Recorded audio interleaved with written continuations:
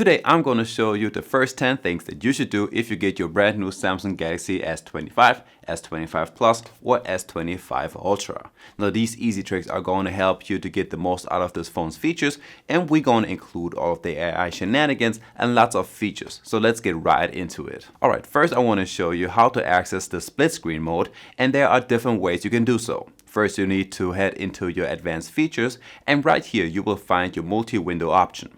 In here you can toggle on the swipe for split screen, swipe for pop-up view, or you can enable the full screen in split screen view.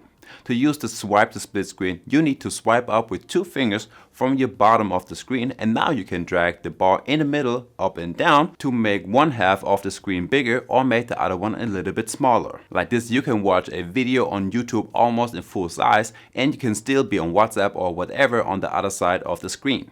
If you tap on the 3 dots on your separation bar, you can switch the upper and lower split screen, and there is also a star icon. With this one you can add app pairs to your home screen or your app's edge panel. So for example, I use the home screen option. You will now get a new icon to your home screen, which will instantly open up these 2 apps in a split screen view. And you can have dozens of these shortcuts on your home screen. You can also toggle on the full screen in split screen view, which will then hide the status bar and navigation bar, so you can see a little bit more of each app. Next, I want to show you how you can customize the side button. In your advanced features, you have 2 different options, the double and long press. By default, it will open up your camera with the double press, and by long pressing it, it will open up your Google Assistant, aka Gemini. But you can also change these features if you want to. By double pressing the button, you can also open up the voice recorder, Samsung Note, activate the torch, or you can open up any app that you have on your smartphone, like your favorite games or YouTube. Long pressing the side button doesn't have as many options. Right here you can only decide between the Google Assistant or Samsung Internet. It can open up Bixby or the power off menu. Next I want to show you how you can access the one-handed mode on your S25. Now this feature, even on the smaller S25, is still a really useful thing to have. With this phone we still have a 6.2-inch display, and if you have smaller hands you won't be able to reach all of the corners of your display that easily. For this feature you once again need to open up the advanced feature settings, and right here you can toggle on the one-handed mode. You can either access the feature by swiping down in the center of the bottom edge of the display, or if you don't use the gesture feature to get around your smartphone, you can have a button to access this feature. So if you now swipe down from the middle of your display, it will basically shrink the display to half of its original size, and from here on you can easily get to all parts of the display with one hand. And a cool thing is that you can even place the display somewhere else on your display. Like you can have it on the left or on the right side, and you can have it a little bit further up or further down, so you can really adjust it to your hand size. Next on my list is the edge panel, and I find this one a super useful feature. So let me show you how to set this one up and customize it. So to do this, we're going to head into the settings, and then we're going to tap on display, and in here we will scroll till we find the edge panel.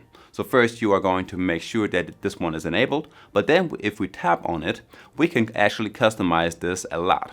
If we tap on handle, we can give the edge panel a different color. We can place it on the left or right side of the display, adjust the size, width and transparency of it. Now the cooler part are the customization options of the edge panel itself.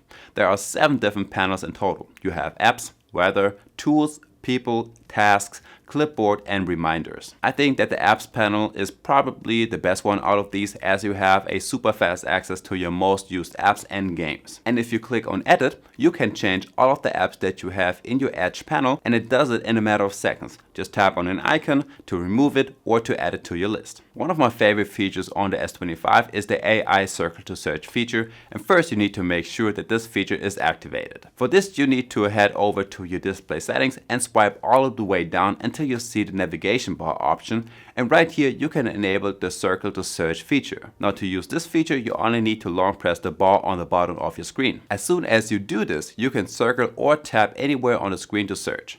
For example, you want to know who that person is on the photo, or where you can buy something that you see on a post or on a picture.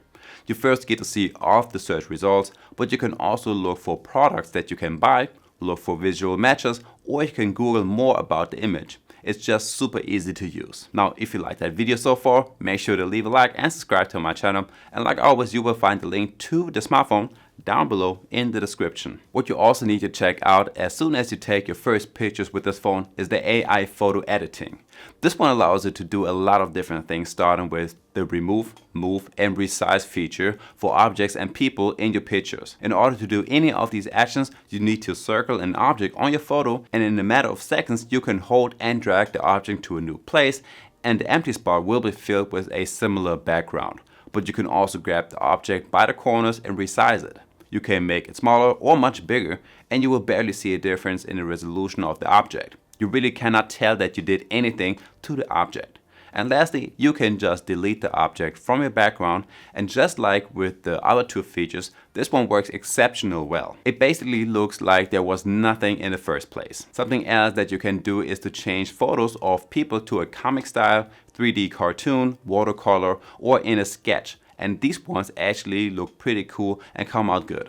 It also only takes a few seconds until these images are created. A very handy feature that you should use at least once you get the phone, either from the Samsung store, and especially if you bought it secondhand or from eBay. And this feature is the phone diagnostics. You will find this one in your Samsung members app, and right here you need to click on the support button on the bottom right corner. Now click on phone diagnostics, and as you can see, it will test every single part of your phone. If it's the battery status, your mic and speakers, fingerprint sensors, and face detection. The touch screen, which will definitely take the longest as you have to press every single square that you see on the display. It checks the vibration, and in total it checks 23 features on this phone.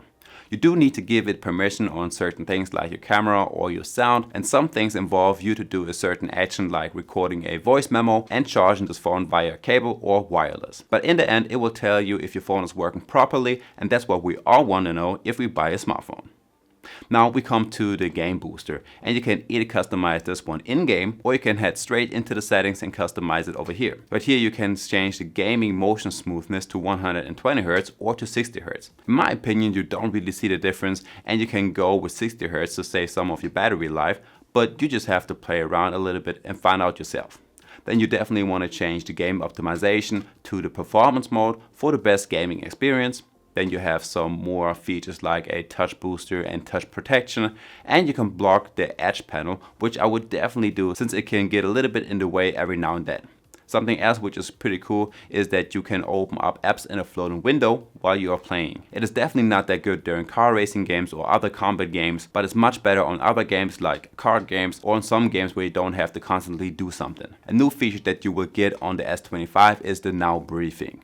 If you have a Garmin smartwatch, you probably know the morning report, and this one here is something very similar.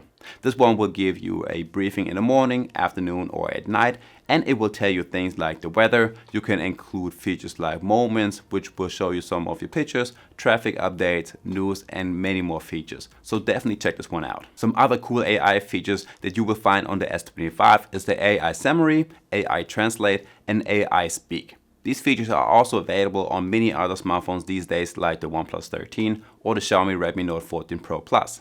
To use those features, just open up any text article that you find and tap on the little star icon on the bottom end of the display. With the first one, you will get a whole summary of the whole article. With the second one, you can translate the whole text in a matter of seconds. And the last one will actually read the text out loud for you in case you are super lazy and don't want to read the text yourself. Also in your sidebar you have the AI Select feature, and with this one you can also translate single sentences, download images to your photo gallery, or you can copy the text that you see and paste it in your notes or wherever you want to. And guys, there we have it. So I guess I will see you in the next one. Peace.